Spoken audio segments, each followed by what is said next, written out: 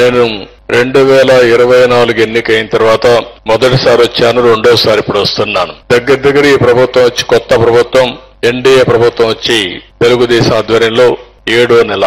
అదే సమయంలో ఎన్నికల్లో మీరందరూ అనేక ఆస్పిరేషన్స్ పెట్టుకున్నారు.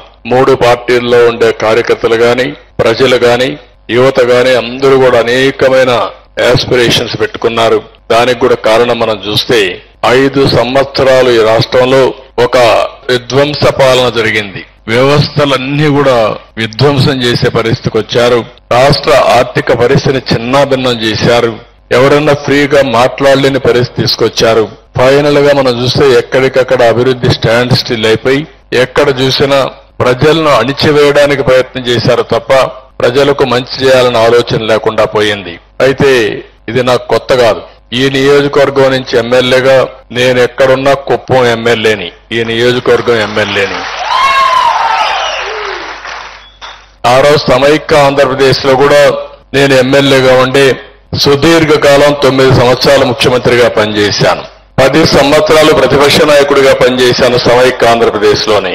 మళ్లీ మొదటి ముఖ్యమంత్రి ఇక్కడ అయ్యాను, రెండోసారి ముఖ్యమంత్రి అయ్యాను, ప్రతిపక్ష నాయకుడిగా పనిచేశాను. అదే సమయంలో మీరు చూస్తే నేను ఎప్పుడు కూడా రాజకీయాలంటే ఆషామాషిగా తీసుకోవడం కాకుండా రాజకీయాల ద్వారా ఒక మంచి పాలసీ తీసుకొస్తే, పబ్లిక్ పాలసీ తీసుకొస్తే ప్రజల చరిత్ర భవిష్యత్తును తిరగరాసే అవకాశం ఉంటుంది. ఈ రోజు ఒక దేశంలో ఒక మంచి నాయకుడు ఉండి, ఒక రాష్ట్రంలో ఒక మంచి నాయకుడు ఉండి, లేకపోతే కుటుంబానికి కూడా ఒక సమర్థవంతమైన నాయకుడు ఉంటే, సమర్థవంతంగా ప్లాన్ చేయగలిగితే ఏదైనా సాధ్యం. అది చేసి నిరూపించిన పార్టీ తెలుగుదేశం పార్టీ అని చెప్పి కూడా నేను మీకు తెలియజేస్తున్నా.